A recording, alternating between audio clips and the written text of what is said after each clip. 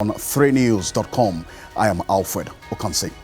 Tonight, as we talk about that 66 years today since independence, we gained as a country, we've gone through different political phases up to a stable Fourth Republic. Through it all, what is the state of Ghana today?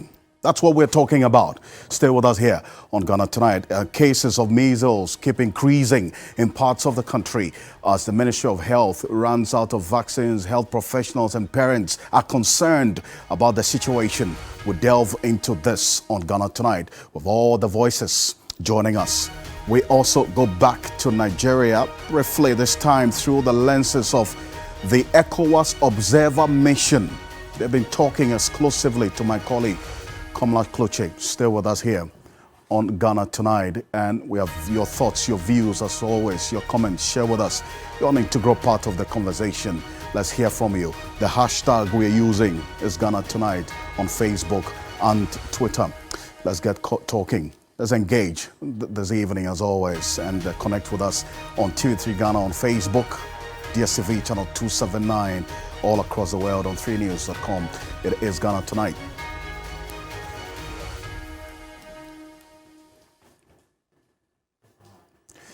Let's settle for Ghana Briefs.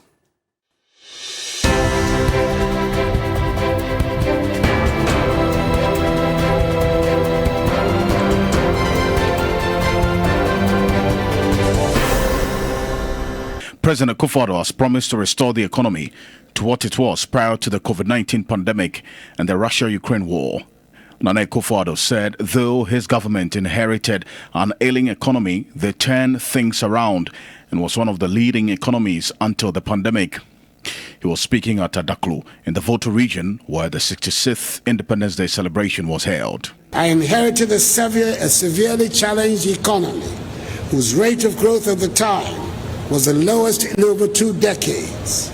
By dint of hard work, prudence and creativity, we managed to turn things around, creating an economy which for the years 2017, 2018 and 2019, the years before the onset of COVID-19, was amongst the fastest growing economies not only in Africa, but also in the world. President Akufo-Addo says he is still committed to what he described as the Ghana Project, despite the current challenges bedeviling the economy. The president urged Ghanaians to continue guarding jealously the peace being enjoyed currently. I'm very much aware of the current difficulties confronting our nation, and we are working hard to resolve them. But maybe we should also count our blessings in how together we are managing the difficulties. Speaker of Parliament, Right Honourable Alban Bagbin, has called on all to continue working together with a focus on nation building to make Ghana one of the pride of the continent. In a statement commemorating the 66th Independence Day of Ghana, the Speaker noted that it is important to reflect on how far Ghana's democracy has come, more especially as Parliament also marks its 30th anniversary under the Fourth Republic this year. Assembly members in the Bako West District of the Upper East region have followed through with their threat to boycott the 66th Independence Anniversary Parade. They vowed to keep abstaining from all assembly-related programs, including assembly meetings, until the Bako chieftaincy dispute is resolved. Government is paying lip service, and we thought that the government was actually going to act swiftly, such that this issue is resolved once and for all. But we still call on government to really look into the matter well. Otherwise, as we said earlier, we may not participate in other activities. We don't have freedom, and so we cannot participate in such an activity. People were expecting that we as an assembly members we should have been there. But rather unfortunate. Until peace returns to the area, we as an assembly members, we will not take part in any of the activities. We are peace loving, and we think that dialogue is the way to go.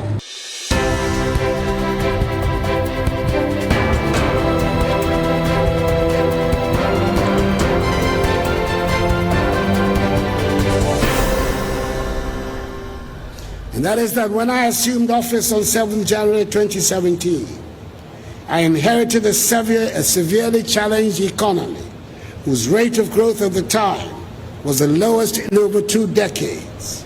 By dint of hard work, prudence, and creativity, we managed to turn things around, creating an economy which for the years 2017, 2018, and 2019, the years before the onset of COVID-19, was amongst the fastest growing economies not only in Africa, but also in the world, recording an annual GDP growth rate of 7%. We were the best place to do business in West Africa, and in 2021, we were described as the most attractive destination for investment in West Africa.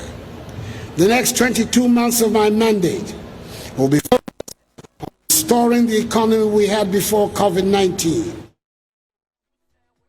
Well, so that's President Akufo-Addo there. I mean, look, this platform was created, and some of the issues that he decided to address there have been questioned as to whether it's a reflection of the situation on the ground. We could talk about what existed 3-4 years ago, about the state of the economy then. But the Ghanaian people are faced with the state of the economy now. That's what we're concerned about. But for most of us, we enjoy today because it is a holiday.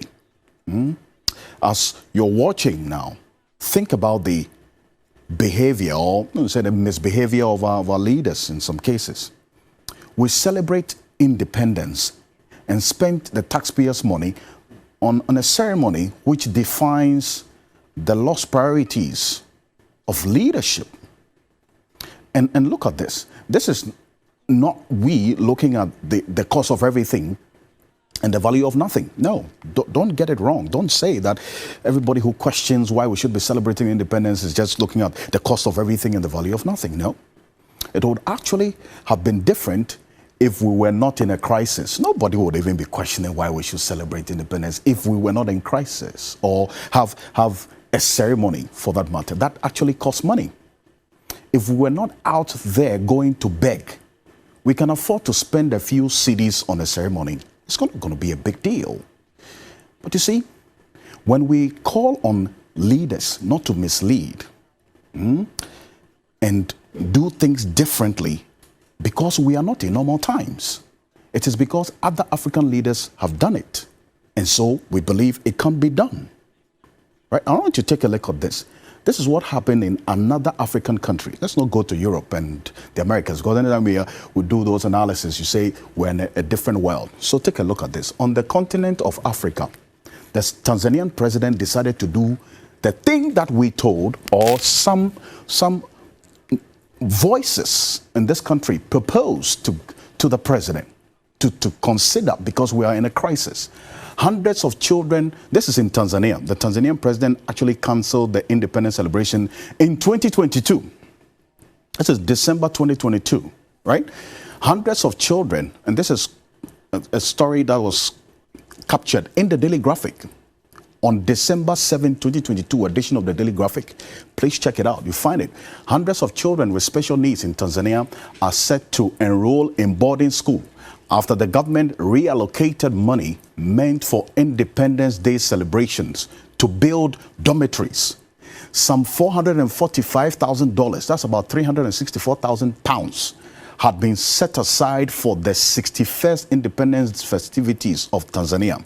But according to the president, that will now be spent on improving schools and providing amenities for children who used to walk 4 to 5 kilometers to go to school. We should be celebrating our Independence Day, but gathering and marching, that's not much. I think whatever money is going to be spent on this celebration, everybody going to the Volta region.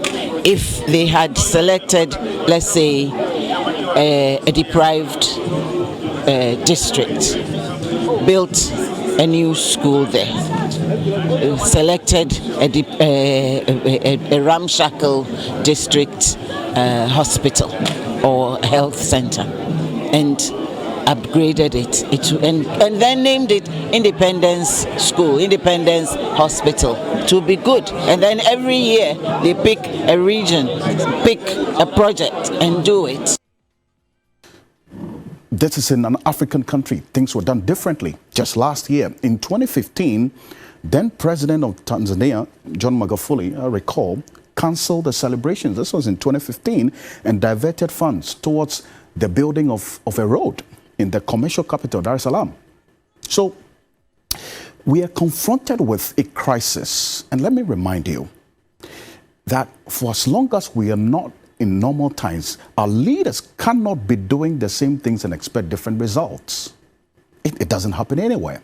The Chinese say that's a definition of insanity. But you see, this is how the situation looks like. Let me just paint the picture of the current public debt and the problem that we're dealing with. Reasons why we're at the IMF, reason why we're even flying to China, going to beg them to engage with us. That's the problem. Take a look at this. This is the situation that we're dealing with. Our public debt, I represent it in this pie chart so that you have a visual expression of it. The external component of our debt is $29.2 billion. The domestic component, which the finance minister led the whole process of restructuring, $14.7 billion. We all know the challenges that government faced in trying to restructure the domestic component of our debt, with all the concerns that were raised because of the lack of extensive consultation, which led to the exemptions of pension funds and then also individual bondholders who did not sign up to it because of all the issues that came up with pension bondholders and other individual bondholder groups. So, we may have gotten this domestic debt restructuring program out of the way, but a bigger issue which government will have to deal with, the bigger challenge is this black part, this $29.2 billion. Okay, and this $29.2 billion, these are the holders of our external bonds or our external creditors, those who have given us money, loaned us money. This is it. We went to them with various debt instruments like Eurobond, which is like a fixed income debt instrument denominated in a different currency and sold to investors outside of the country. So this is what you see there. There's $29.2 billion. It's held by these categories of our external bondholders. You see, China is the biggest in there. It's the single biggest country that actually we owe $1.7 billion. Only China. That's why they are big in terms of getting over the hurdle of the engagement with our external bondholders. Then you have Eurobonds, that's $13.1 billion. And then you have multilaterals, that's $8.1 billion. Other creditors, $3.2 billion. Then the Paris Club, which I've explained over time on the show, $1.9 billion. So we have to engage all these creditors, and normally they would form a committee, a creditor committee, and a spokesperson or a leader will be chosen amongst these to engage us.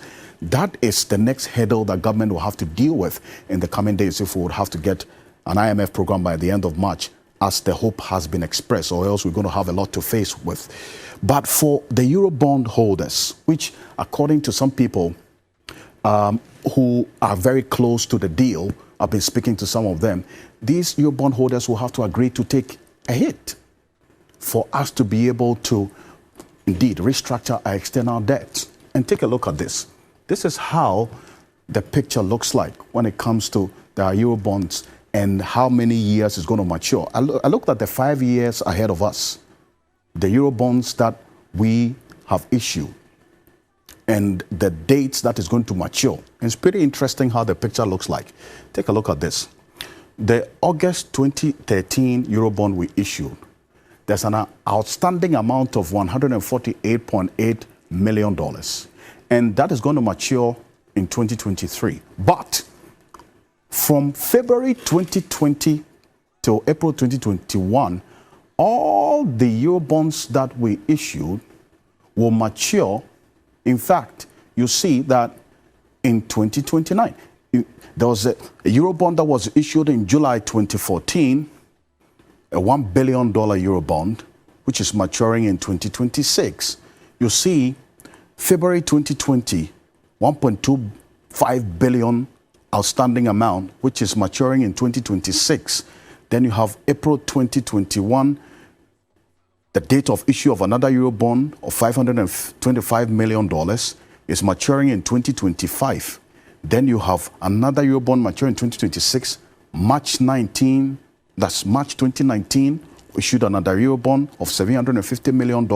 It's maturing in 2027. That's May 2018, we issued another Eurobond, $1 billion, maturing in 2029. Another $1 billion Eurobond issued that's in April 2021, matures in 2029. So with this, whichever government or whichever political party that wins the 2024 elections will have to find money to pay all these maturing bonds, that's Euro bonds, from the $1.25 billion all the way down to the $1 billion. That's the challenge. So this economic quagmire that we find ourselves in, the crisis, to say the least, is going to live with us for quite a while. The IMF program is only bringing some level of stability. What we do depends on discipline and leaders listening to the people for us all to come on board. Stay with me. Right after this quick break, Professor Bafo Ajimendua is going to be joining us in the studio. We have a conversation. And then also the shortage of vaccines. I'm going to tell you how dire the situation is, especially in the northern part of the country. We'll be back shortly after this quick break. This is Ghana Tonight. Stay with us.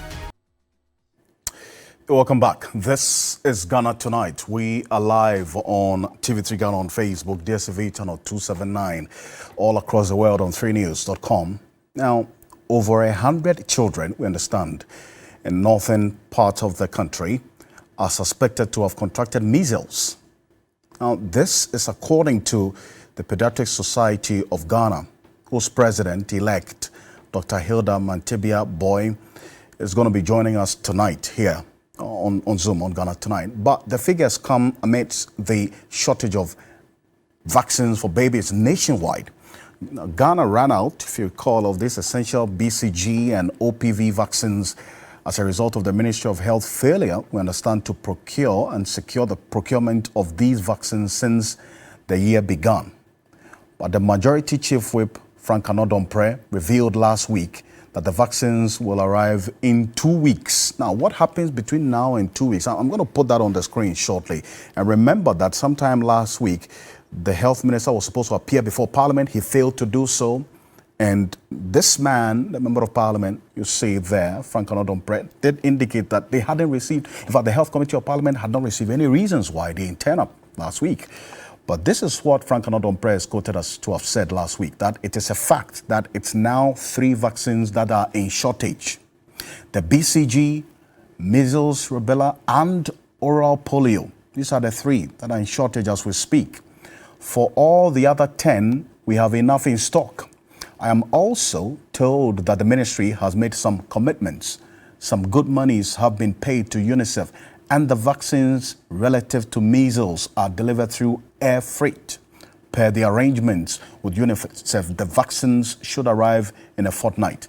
That's according to Frank Anodompre. So we put this there on quote so that all of you can make reference to this statement, hold them responsible in the next 2 weeks if this is not fulfilled. Meanwhile, the Health Minister, Kukwajima Meno, we understand, who failed to appear before Parliament to brief the Health Committee on the vaccine shortage, is expected in Parliament tomorrow. That's according to what a parliamentary correspondent is telling us. But let's go on to Zoom now.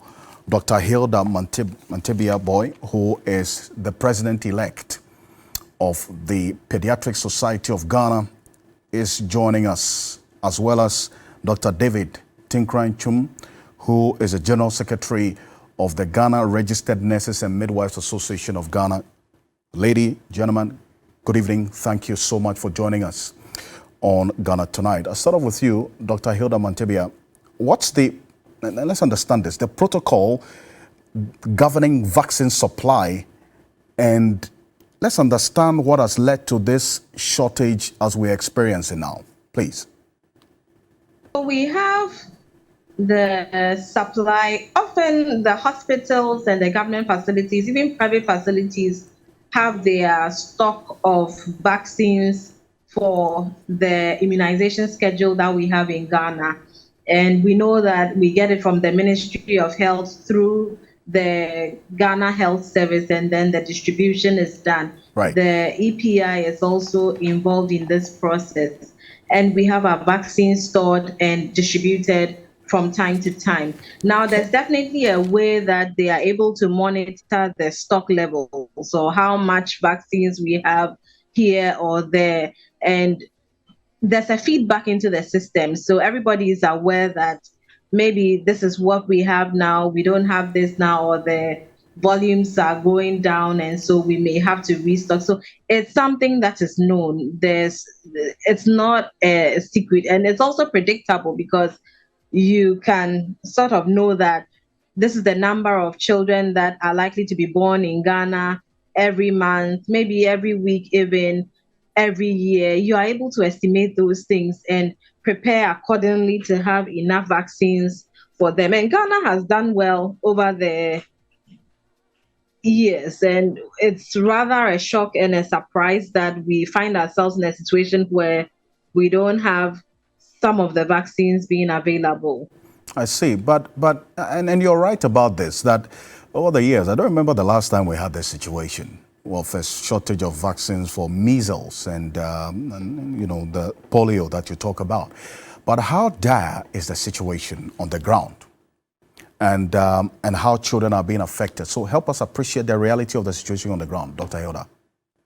We've had a situation where, for some weeks, months, in some cases, we've had mothers going from place to place trying to get the vaccines for their children or their infants or babies to get their vaccines. And we also have a situation where we have had an outbreak of measles in the northern region. And the numbers, as at the time that we put out our press statement, it was about 80 plus or so suspected cases. Currently, it's in the hundreds, well around probably like 500 or so now, the suspected cases. And we know that when you have suspected cases or people coming to hospital with cases, there are definitely more in the communities who may not have even come to the hospital with complaints of being unwell. And so it's worrying to us. We don't want to see this. And measles is a disease that for many, many years in this country, we have not been seeing it. So to suddenly start seeing them is a cause for alarm for us. And we're really not happy about it at all.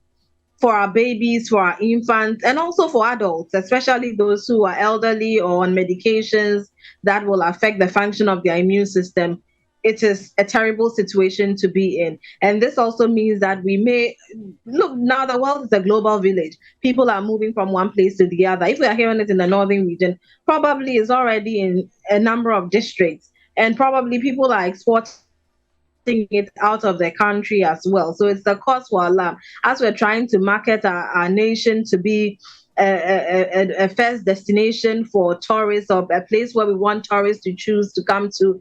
We don't want them to be afraid of picking up any illnesses from here, especially some of these vaccine preventable ones. And you're absolutely right about this. And as to how, because of the movement of human beings, there may be a suspicion that this is already a situation down south. But Dr. David Tenkrine, what's the Ghana Registered Nurses and Midwives Association's own diagnosis of the problem that we're dealing with, this shortage of vaccines?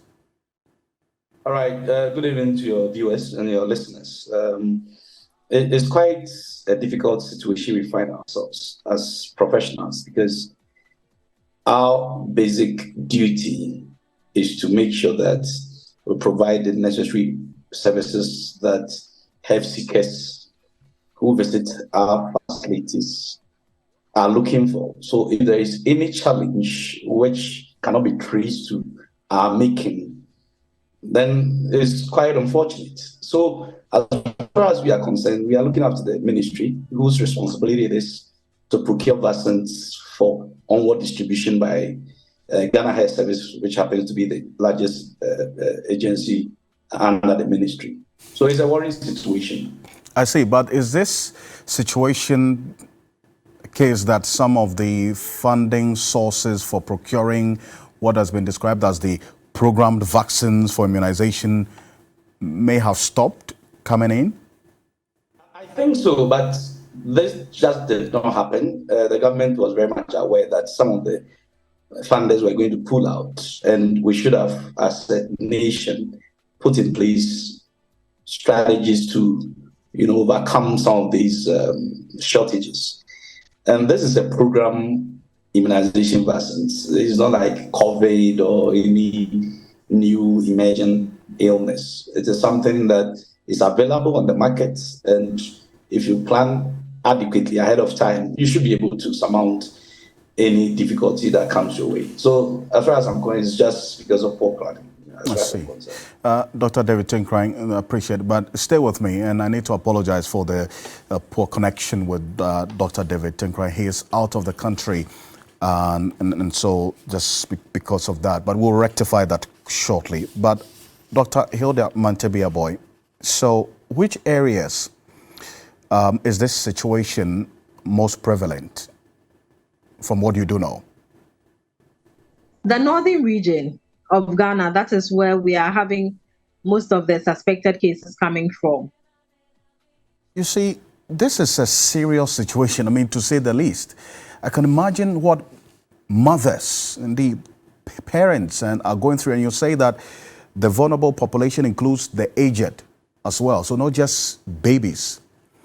So we see the certain lack of urgency to deal with this very serious situation. I want you to speak to that, Dr. Mantebia. These vaccine-preventable illnesses are illnesses which are infectious diseases, and it means that they can be transmitted from one person to the other. It means that no one is safe if these illnesses are around, because anybody can catch these infections, and you can never be too sure what will happen to you once you catch them. Children can develop disability. They can also die from these vaccine-preventable illnesses. And so I appeal to the government and to the Ministry of Health and to all the agencies, Ministry of Finance, everybody up there, to do their bit and ensure that we have these vaccines available. In 2023, we should not be talking about a resurgence of some of these vaccine-preventable illnesses in Ghana, because it tells that we have gone backward, which is not the story that we want the world to hear of us. And so let's do what we need to do and get the vaccines for our children to use.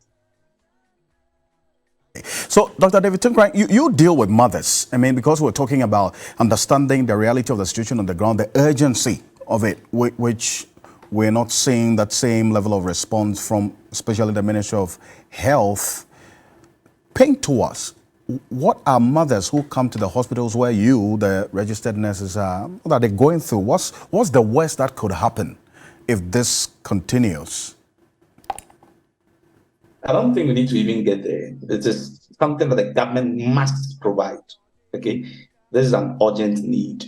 And the mothers are very vulnerable. The children are very vulnerable. Assuming a mother, visits a health facility and the child is due for immunization, and some of these immunizations are supposed to be given, or some of these vaccines are supposed to be given at birth. Okay, so if we are not able to provide it, and it's not like there are timelines within which you need to administer these vaccines for effective action, and if you don't provide these vaccines during those periods, it doesn't augur well. Of course, mothers will be worried, and we will be more worried. You see, sometimes people see nurses with different eyes. We go through a lot of emotional challenges, especially when we don't have the requisites, if you like, logistics, in this case, the vaccines to administer. You are helpless, and there's virtually nothing that you can do. And that can be very frustrating and psychologically traumatizing. So what's your appeal to the Minister of Health? And I'm sure if he's not watching, his assigns and employees are watching. So talk to him. Dr. David Tinkrai. We are trying to plead is that the ministry should do everything possible to get the vaccines for Ghana Health Service so that they can distribute it for onward administration to these vulnerable children. This is not something we need to debate about it, and we don't also have to politicize this issue. It's something that as a country we need to come together. Wherever there is money, if we need to cut anything, if we need to stop anything, we need to do that so that we can import the vaccines to the country for it to be administered to our people. So it's a plea to government and it's a responsibility of the ministry. As I said, the doorsteps, we need to place the blame at the doorsteps of the ministry.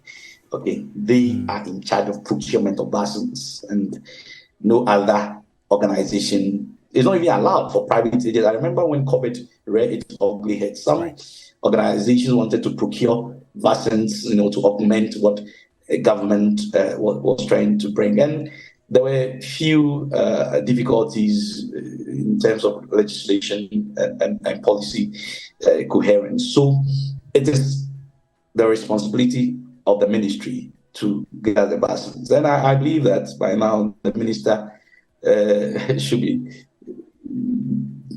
working towards that. I don't know much about it, but I think that he's doing everything possible to get at the vaccines. What is important is that he add a certain agency to it. Okay, we are the technocrats, we are the health workers. We know the ramifications of not getting the vaccines on time. Okay, so when the technocrats speak to the politicians, they must listen, right? So that they'll do what is needful. Okay, anyway, Dr. David Tinkrai Chum, thank you. He's the General Secretary of the Ghana Registered Nurses and Midwives Association. Dr. David Tinkrai, thank you so much for this and then also your diagnosis of the situation. Dr. Hilda Mantebia-Boy, before I let you go, as I asked Dr. David Tinkrai earlier, question about the urgency of the situation. And while we wait on government, they say in the next 2 weeks, the situation should change, all things being equal. I need to also advise parents what they can do while we wait on government to do the needful. Unfortunately, the vaccines are not like any other medication that you say, oh, I'm going over the counter to get it, or I'm going here, or I'm going there, because you can't just go out there and buy it. Even if you're a private entity and you have a lot of money, you can't just go and stock it. And so it is really up to the government to provide these vaccines. For parents and people who have children at home, we would encourage that, especially for the babies who are under 6 months of age, the exclusive breastfeeding that we continue to preach. So this means that you give your baby breast milk alone until they are 6 months of age. And breast milk offers some protection for these babies. And so let's practice the exclusive breastfeeding. Again, a lot of these infections are infections, some of which are airborne. And so avoiding overcrowding is going to be really helpful. If your baby doesn't need to be sent out of the house for anything, don't send the baby out. Keep the babies at home or around the house so that they do not go far and go and interact with other people who may be carrying germs and infect them with it. Keep your windows open so that air can come in and go out. Good ventilation, all those are basic things that parents can observe. And don't give up hope. We hope that our government and the Ministry of Health will come through for us and get us the vaccines. So continue with the immunization, keep going for your well baby checks so that the baby can be assessed, can be weighed, and get whatever vaccines that we have available. And once those that are not available come in, the children will receive them on schedule. So don't give up. We're in this together, and hopefully this too shall pass. Hopefully this too shall pass, and us also calling on government to do the needful as soon as possible. Dr. Hilda Mantebia-Boy is the president-elect of the Ghana Pediatrics Society. I thank you so much for staying up to talk to us as well. And to you, Dr. David Tinkrai, the General Secretary of the Ghana Registered Nurses and Midwives Association, thank you so much for your time and your thoughts on this as well. This is Ghana Tonight, talking about the state of Ghana tonight as we talk about independence 66 years on. We're still grappling with some of these challenges which many believe is avoidable. Okay, but this was the belief of Osagyefo Dr. Kwame Nkrumah the day that he addressed the nation when we gained independence. His expectation of the new Ghanaian. Take a look. That was the hope of Osagyefo Dr. Kwame Nkrumah and the people who were standing with him. That there's a new African in the world. So the mindset for Osagyefo was that the Ghanaian would be the star of Africa, would lead the kind of revolution that the African continent needed. Over time, where are we? So on this day, 66 years on, apart from all the ceremonies, the pomp and pageantry, all the events that we've seen today, some of which the likes of the former Chief Justice has described as needless. We've gone through it all. We've spent the money on it. But what is the reflection?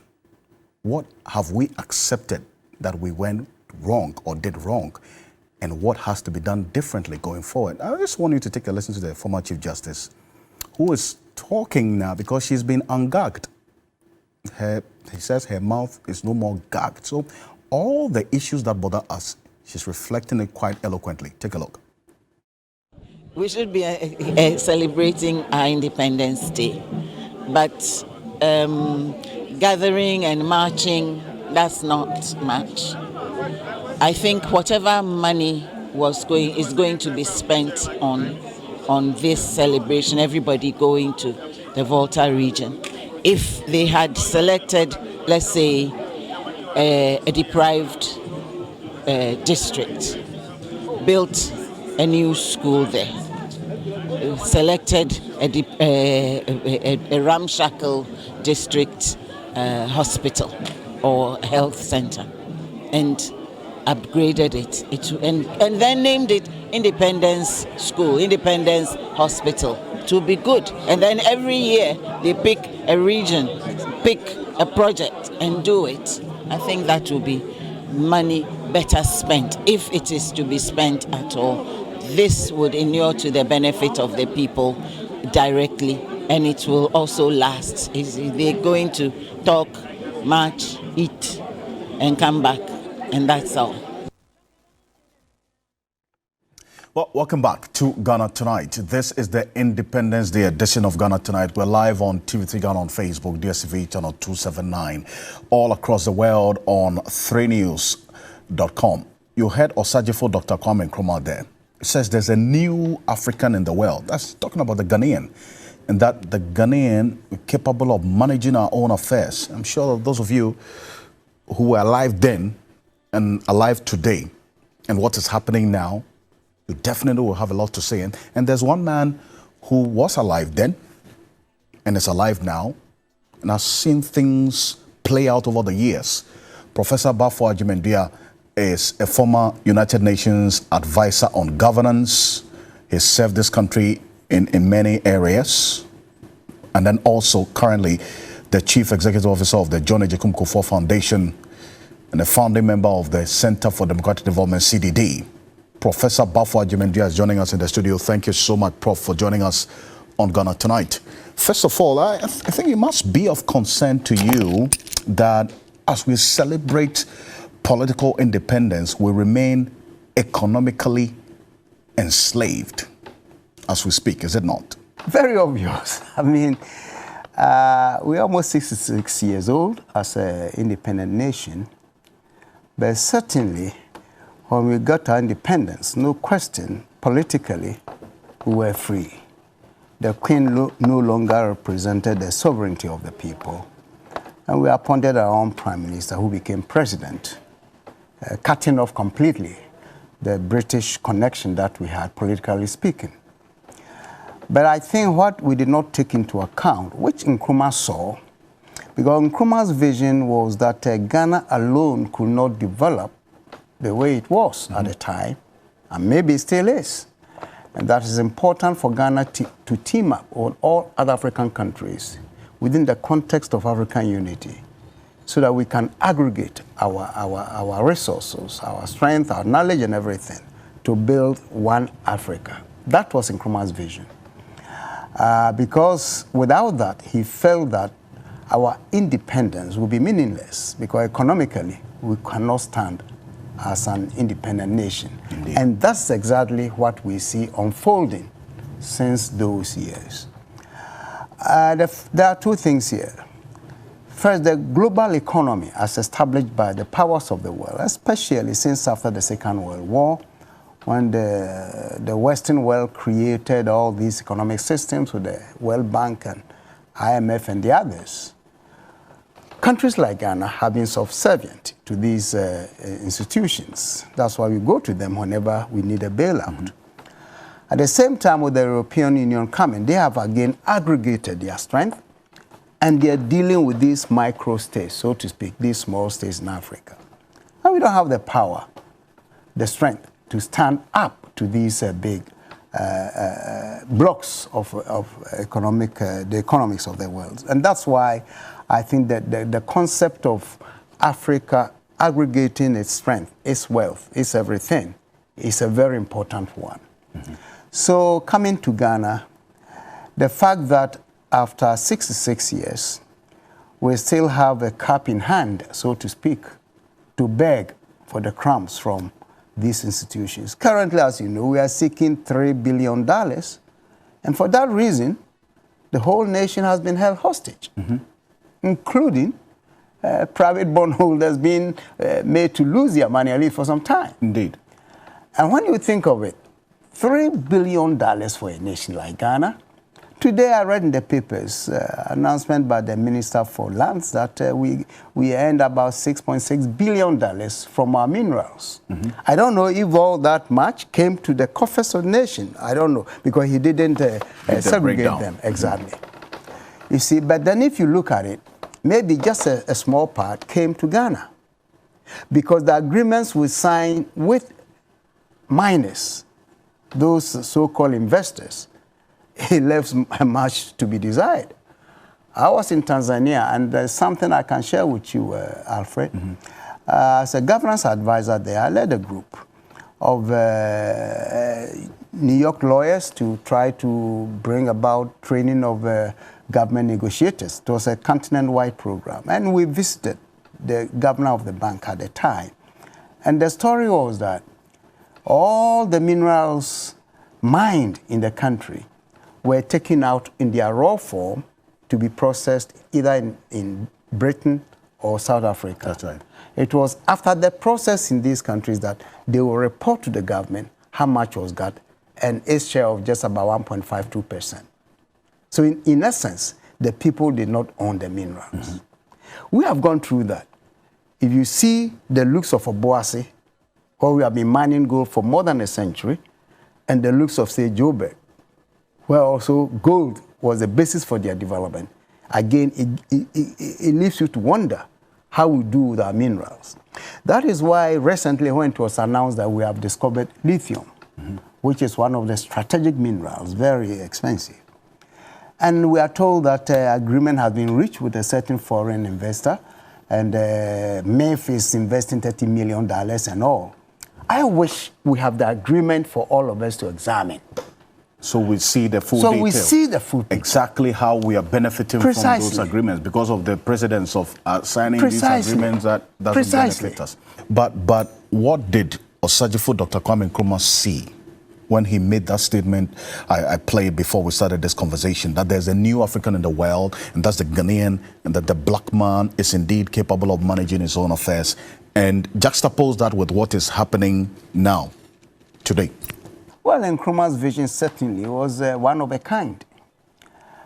You see, he saw Ghana not as Ghana, but in the larger context of Africa's unification. So the new black man he projected was not just the Ghanaian per se, but African. You know his concept of African personality. Indeed. Using Ghana as a basis to develop that concept continent-wide. Okay? So the statement that you quoted, for him, was the way for Africa to come into its own and to delimit itself from these external appendages that we happen to have been made historically. All right? So managing ourselves requires so many things. Unfortunately, across the continent, excuse my language, we haven't gotten enlightened leaders to help us to think through how we turn our fortunes around. We haven't gotten enlightened leaders. Enlightened leaders. Because look, think about the mineral sector, not only in Ghana, but across the continent. Why is it that in the past few months or so, all the world powers are sending their presidents or foreign ministers to come and engage Africans? Maybe it's the second emergence of colonization again. They're all coming because of the need for these strategic minerals. No. You see? And yet, we go every year to AU, and not a single statement has been issued on that because we are dealing individually with these external forces. You see? African leaders, in your view, have just proven yes, they are part of the problem over the period. But you know, there are a few who are showing best examples. Look at Kagame, the way he can turn these guys off when they accuse him of human rights abuses. Not that there should be human rights abuses, but the overbearingness of these foreign powers. So even my own country, at times when I see how an envoy, an ambassador, foreign ambassador, how that ambassador will talk to our government, but it disturbs me. But, well, you cannot blame them for making these statements. Are we, in fact, are our leaders not the ones who have behaved or misbehaved in a way to give these, persons the opportunity to say these things and make these statements? We have given the reason. Because recently, when the German ambassador was advising how we manage our resources, I was thinking, how can a Ghanaian ambassador in Germany go and advise Chancellor Scholz how he manages the economy? But we have opened ourselves up for these kinds of interferences. But would you call it interference, or they also amplifying the voices of the Ghanaian people? Because what the German ambassador said is what you have been saying. I've said that. Said it a number of course, times. many times. The Ghanaian people have been saying it. Journalists have been saying it. So if maybe the president is not listening, somebody else has to talk. And that's the sad part. That's what I'm saying. We open ourselves up for ambassadors to make pronouncements on our domestic issues. You see, because of the way our leaders have been managing our resources. There's no reason in my mind for Ghana to be pleading for $3 billion. If in fact in a year, we're able to grow $6.5 billion from the mineral sector. If what the minister said is true, I'm just using these figures. And if that amount is meant to have come to government, you see. So the whole issue of managing resources in African countries has been a big letdown for those who feel strongly that with our own resources, we could have advanced more than we have. Well, you see, Prof, and as we look back and also reflect on the relevance of this Independence Day celebration, or commemoration for that matter, what should be the hope of the Ghanaian people that things are going to change?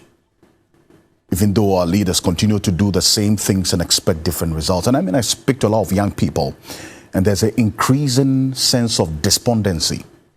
Okay, so really, what has to happen for us to see the change that we deserve? I believe there's real future for us, despite these challenges.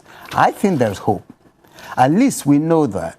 And unfortunately, we have a system that when you elect a government, it has to be in place for a minimum of 4 years. And as Democrats, we don't want to do anything to shake that kind of system because it has given us some semblance of political stability and predictability, which are important ingredients for engaging the outside world. So that is good. But I think we got to be more careful as we go forward to select people who present the reality to us and who show seriousness about changing our fortunes. I think mendacity has been made an art in our politics. In other words, politicians telling Ghanaians what they know too well they cannot do, but just to win power, they do tell us. And unfortunately, a greater chunk of us are vulnerable to these kind of things. And if you take the aspect of money determining who becomes leader at all levels, then of course one can say maybe you don't have a future. But I think strongly that these same young people who are frustrated will be the same people who can come and turn our fortunes around. You know, because whilst nobody is calling for revolution or anything of the sort, but on the civilian sector there can be a revolution. Civilians who gradually can take over control democratically by they themselves, hopefully, if they are upright, getting into politics, getting positions, and using those positions to change our fortune. That's the way I see it. And I think the young people should not lose sight of that. They should not give up hope. There's a future for this country. This country deserves better, I believe. And the country deserves better, and the Ghanaian people deserves better indeed. Professor Bafo Agyeman-Duah, thank you so much for coming, and also to spend the Independence Day or the Independence Night with us here on Ghana Tonight. Appreciate your time. Professor Bafo Agyeman-Duah is a former United Nations advisor on governance, a founding member of the Center for Democratic Development, CDD, and then also the current Chief Executive Officer of the John Agyekum Kufuor Foundation. This is Ghana Tonight. We're live on TV3 Ghana on Facebook, DSTV channel 279, all across the world on freenews.com.